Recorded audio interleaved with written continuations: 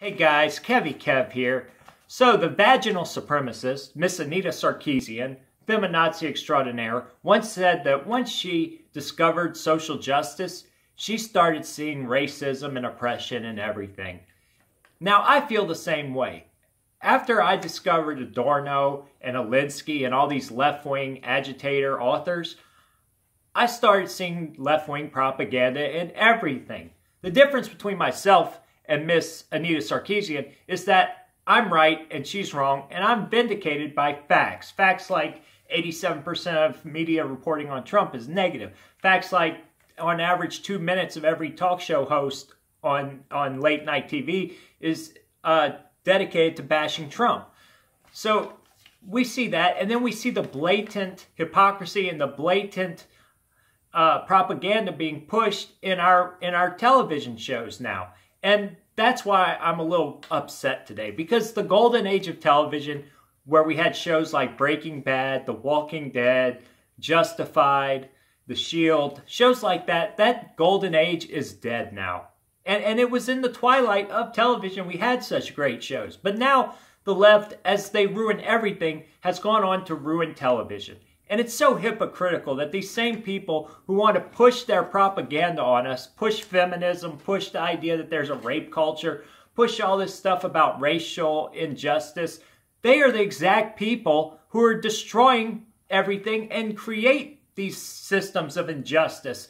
We've seen Harvey Weinstein and countless other directors and filmmakers being accused now of sexual inappropriate remarks or actions. And now we're seeing the same thing with racial stuff. These people in Hollywood are the biggest hypocrites around. And it's time we shut them down. I watch everything on Showbox because you can download it and pirate it. And everything's free. I think everybody should download Showbox and stop using Netflix. Stop watching TV. Stop going to movies. You get all the movies.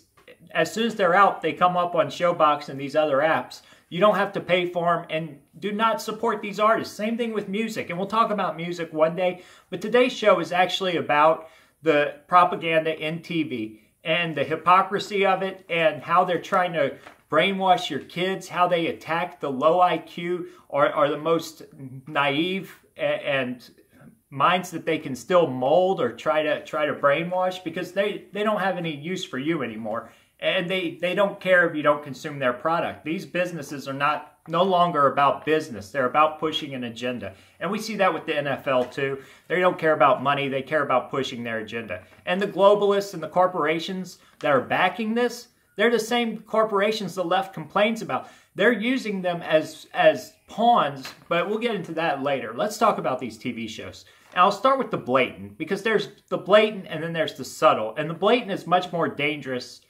or the subtle is much more dangerous than the blatant. And so we should talk about both. But American Horror Story. Guys, you've seen American Horror Story. Season 7 is all about Trump and Clinton. It shows these two groups of people in the beginning where you have this lesbian couple and their kid, and they own a business, and they're hardworking, and they live in the suburbs, and they want to have a good family. And then you see the antagonist who's a Trump-supporting, blue-haired, basement-dwelling creep. Now, this is complete projection. If you take away the fact that these two women are lesbians, if you just have a suburban family who own a small business, that is your typical Republican. That is your archetype of a Republican. People like myself own a business, live in, a nice house in the suburbs, want to raise a good, wholesome family. Then you have the Trump supporter in this show, who's every archetype of a leftist Antifa idiot. This guy's a blue-haired, basement-dwelling creep.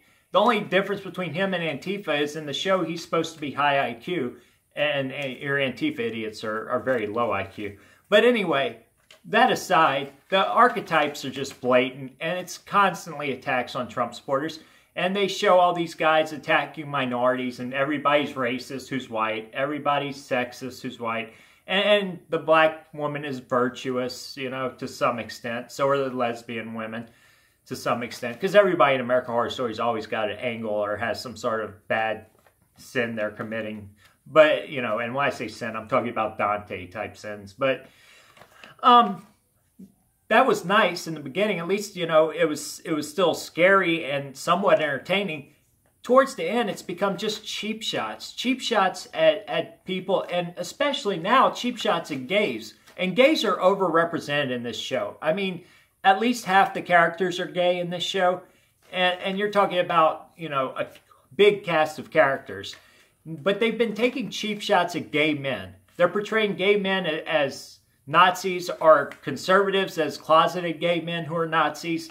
They're portraying gay Trump supporters as Uncle Toms, and as people who are just trying to punish other people, and have, you know, not like any of us ever voted for Trump because of policy, because we want lower taxes, because we want to protect our national borders, because the people coming in are causing problems that we don't need, and we're bankrupt, and we don't need another strain on our infrastructure. No, they want to paint us as just hateful, even though some of us, including myself, are married to legal immigrants. So that doesn't matter. Anyway, the show itself is an attack on Trump supporters, and now at the end it's attacking gay men. And I wonder why that was, but recently I went to a gay pride event in Raleigh. And at that gay pride event, I noticed something. I was there with my friend Peter, who founded Gays for Trump, and he was wearing a Trump hat. And the gay men were coming up to him and saying, "Hey, man, I agree with you on these issues. You know, I just couldn't be caught dead supporting Trump because these people would kill me." The people who assaulted him were not the gay men. The people who accosted him were all lesbian women and transgender people. And gay men in general are, at least most of the ones I know, are disgusted that now they're trying to lump in the TGBPD, all that stuff, with LGBTQ or LGB, because lesbian gays are not the same as transgender or pedophile or asexual, and they don't like the fact that all these mental health cases are being lumped in with people who just have a different sexual interest. You know, and you could say, oh, well, pedophiles have different sexual interests, Kevin. But the fact is that theirs is not harmful to anybody, and it's much more mainstream. And you can argue this all day, but I won't. I'll go to the next show, which is The Subtle. The Subtle is Mindhunters. And so this show, Mindhunters, is about the FBI investigatory unit that does serial killers and psychological profiling. And it's about the beginning of this unit back in the 1970s. And this show is more subtle because it tries to rewrite history. It paints all cops as racists who just want to lock up black people with no interest in justice and no interest or education in unique crime solving techniques. Well, anybody who's read Arthur Conan Doyle knows that all these techniques have existed for a long time. They weren't founded in the 70s. And on top of that, the police were not like that back then. All you have to do is go watch shows like Dragnet or other shows from that time period. These shows might have been fiction, but they were based on real police stories and had real cops consulting on these shows. And those shows show you a totally different picture. The cops weren't just interested in locking up black people, and they weren't racist, and they weren't out trying to hurt other people because of their skin color. They were interested in solving crimes, and they could relate to people, and they did good in their communities. And that last part, doing good in communities, that brings me to the most blatant of all the shows. There's a show now called The Mayor, and I'm embarrassed that a mayor close to me in the town of Clayton, North Carolina, actually starred in a promo for this. Shame on you, you piece of crap, because this show is garbage. It is black supremacy at its worst. It is so hypocritical because we see all this stuff coming out that's black power, you know, pro-black, anti-white, and it's also blatant and in your face. And the hypocrisy of it, you know, if you had people doing white power fists instead of black power fists, which they're doing in this show, you would have, you know, people up in arms. But because it's in reverse, nobody cares. The social justice warriors don't say a word. And this show's so blatant. It's about a mayor who's a rapper who just wants to promote his rap album, and he actually runs for mayor to try to promote his hip-hop career.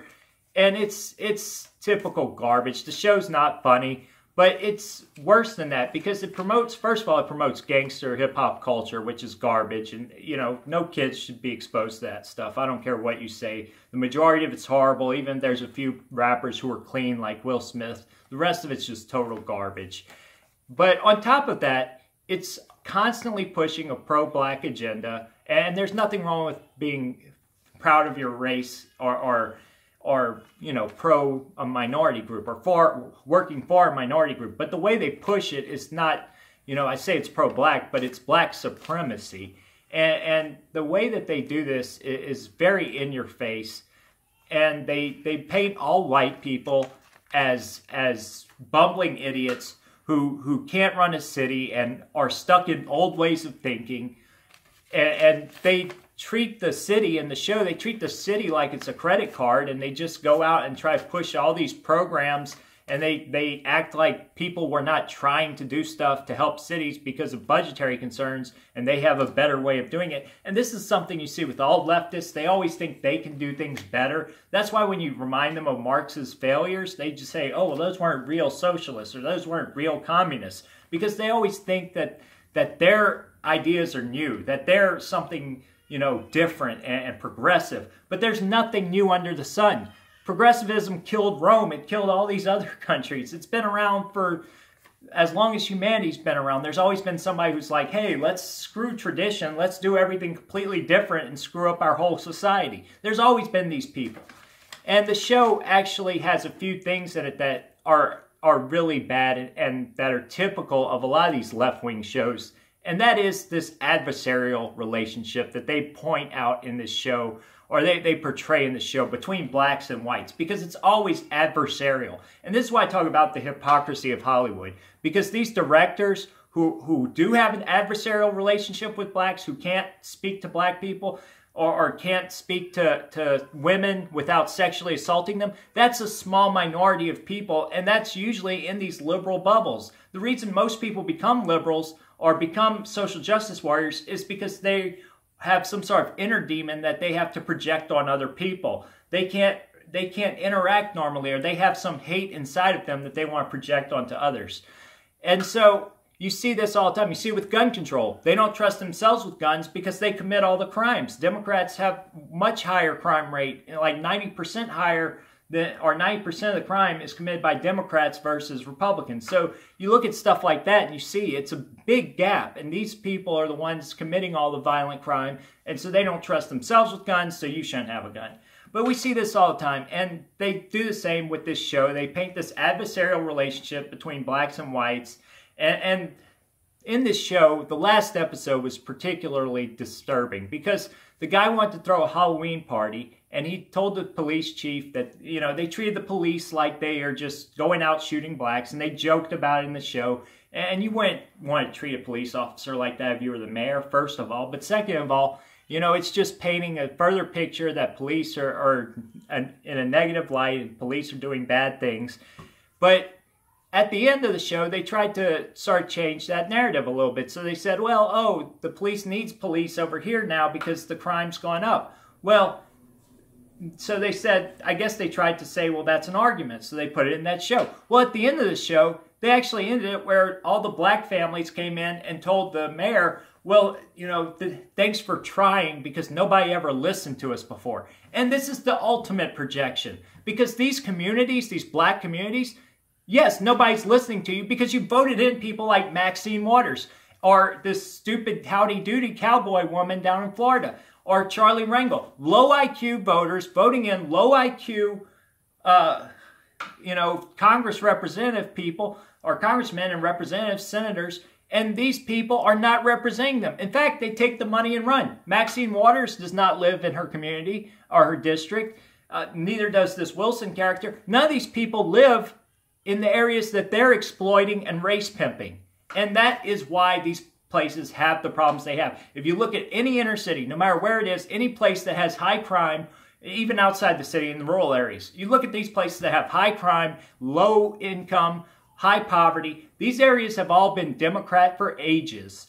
And they've voted Democrat for 30, 40 years now, ever since LBJ started using race politics, and they are all worse off for it. It's no mistake or coincidence that Obama was voted in 90% by black people, or at a 90% ratio of blacks. And when Obama got voted in, blacks were left worse off. Family cohesion was worse. unemployment higher, schools were worse off than before, communities left broken and broke, high crime and crime ticked up in these major cities, all that under President Obama, and he did nothing for it. Now Trump is actually trying to address that, and that's not by accident either. The fact is that this adversarial relationship these shows are painting, people like me, people on the right, Republicans, we don't have that. We don't go talk to a black person or a Latin person and start bumbling around and going, oh, blah, blah, blah, blah, and saying these things and tripping on our words. We talk to them like normal human beings. We don't try to put them on a pedestal or try to say, hey, my brother, I know you're oppressed, because we know that everybody has a hard life. We all have hard lives. And these people need to grow up and leave their bubble. That's it. I'm out.